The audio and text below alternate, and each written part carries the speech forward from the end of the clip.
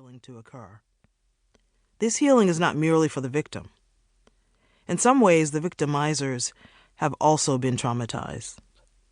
They have been traumatized into believing that their way is the path to greatness, rather than seeking first the kingdom of God.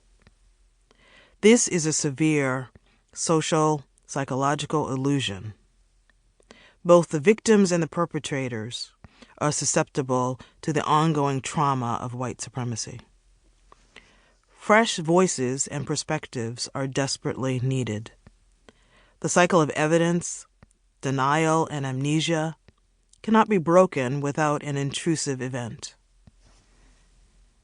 The reality of trauma on a social, psychological level has been missed in this dialogue, and this text by Sheila Wise Rowe is the necessary antidote. With honesty, truth, wisdom, and grace, Sheila Wise Rowe brings a fresh and distinct perspective in our conversation on race, offering heartbreaking and gut-wrenching stories that still manage to instill hope and healing. I've had the personal gift of sitting under Sheila's teaching, and now you also have that opportunity.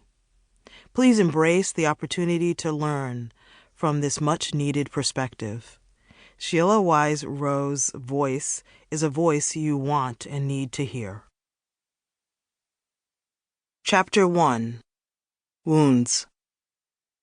They have treated the wound of my people carelessly, saying peace, peace, when there is no peace. Jeremiah chapter 6, verse 14. We are tired of having our checks cut off without warning or investigation because of malicious gossip and lying officials. We are tired of hostile social workers and supervisors. On the afternoon of June 2nd, 1967, the Mothers for Adequate Welfare, a group of poor black and a few white mothers, staged a protest at the offices of the Public Welfare Department on Blue Hill Avenue in Roxbury, Massachusetts. Hastily handwritten flyers were taped to telephone poles and shop windows, inviting the community to join in the protest.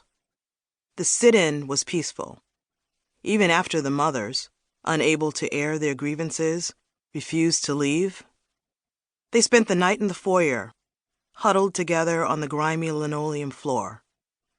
The next day, things quickly took a turn for the worse, after the mothers aired their demands but received no promise of redress. The mothers wrapped a bicycle chain around the handles of the glass double entry doors to prevent the police from entering and the staff from leaving. The police called for reinforcements. A mass of uniformed officers arrived and smashed the glass to reclaim the building.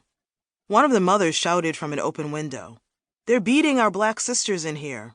The police dragged the battered but still defiant mothers out of the building, down granite steps covered in blood and shards of glass, and threw them into awaiting police vans. The crowd outside erupted and rushed the police, who in turn indiscriminately clubbed and arrested people. Despite pleas for calm from local church leaders and community activists' words of honor, the unrest spread throughout the community.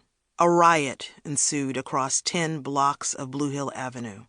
For several decades, Southern black folks carrying suitcases full of prized possessions fled poverty and threats of lynching to pursue the elusive dream of a better life in western and northern cities like Boston. By the early 1960s, turbulence and race riots plagued much of the country, yet bypassed Boston. The city had a self-congratulatory air because its predominantly African-American community of Roxbury exercised restraint while other cities burned. Everything changed on that humid day in June. I was 7 years old at the time. That night in my aunt and uncle's apartment, I watched the nightly news report, bearing witness to mothers treated like chattel and an agitated crowd cursing and hurling rocks at the police. The reporter said the violence would likely carry on throughout the night.